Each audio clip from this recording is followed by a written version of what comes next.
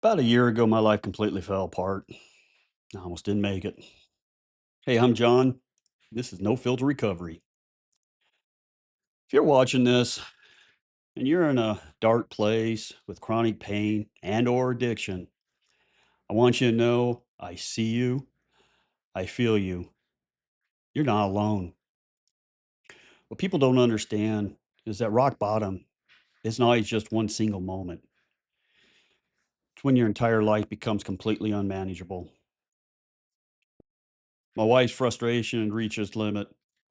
I can no longer make good decisions. I lost our entire savings to a scam. When she confronted me about it, I didn't take responsibility. Instead, I slamming doors, yelling, throwing things at walls. That's when I wasn't passed out on the floor for hours at a time. After 2 days of me acting completely belligerent, she and my stepson left. That moment crushed me, but it still wasn't enough to stop what I was doing. Over the next couple months, everything went from bad to worse. At this point, I was drinking a box and a half of wine a day. I barely ate anything. I couldn't pay the bills, spending all my money on alcohol. House was about to go into foreclosure. I passed out, fell on a cement mixer that drunk John was assembling in the living room. Ended up getting a black eye, nearly poking my eye out.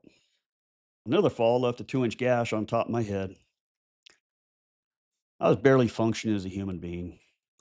I'd lost over 50 pounds in less than 4 months. I was vomiting blood for over a month. I could barely walk across the living room floor just to get to the bathroom. Although this all started with pain, I was the one that took the pills and drank the alcohol. The pain was just an excuse. The scariest part is how much I lied to myself. Even when blood was running down my face and I couldn't see out my right eye, I convinced myself I was okay. I told myself I can stop tomorrow if I wanted to. Does that sound familiar?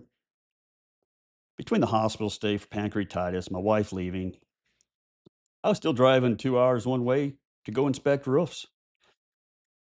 I drank on the way there, drank on the way back. My legs would be shaking. I had trouble going up and down ladders, sometimes needing assistance from the homeowners. Nearly fell off a roof more than once in the previous year. I was driving about 20 miles round trip every day just to get enough alcohol to make it through the next 24 hours.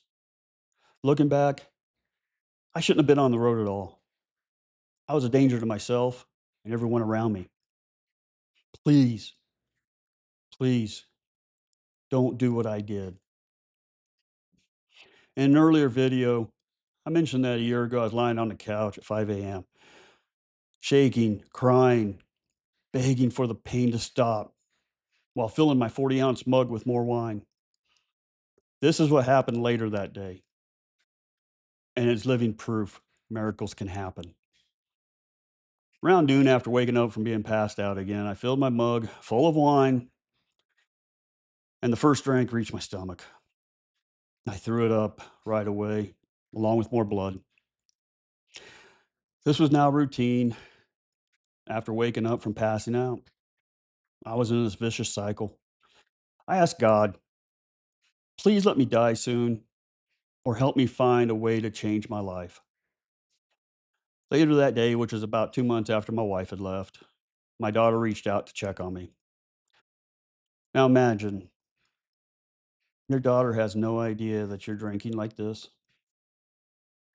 and you're about to shock the hell out of her and scare her to death.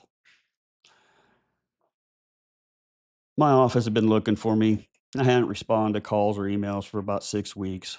They contacted her as my emergency contact. They were worried about me. They were ready to do a welfare check on me. When she texted me, something inside me finally broke. That was the moment I realized I couldn't do this anymore.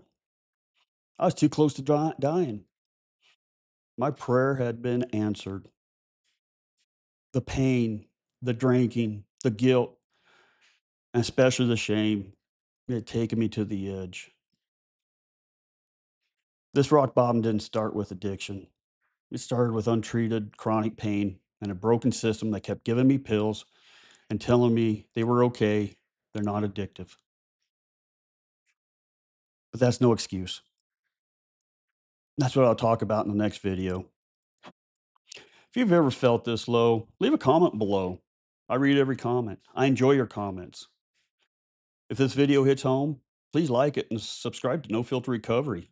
This story continues. And believe it or not, it's going to get more interesting. But there is hope. I'm living proof. This is my personal experience only. I'm not a doctor. This is not medical advice. If you're struggling, please reach out to a professional or call a crisis line right away. Thank you for sitting with me through the hard parts. There's hope on the other side. I'm living proof.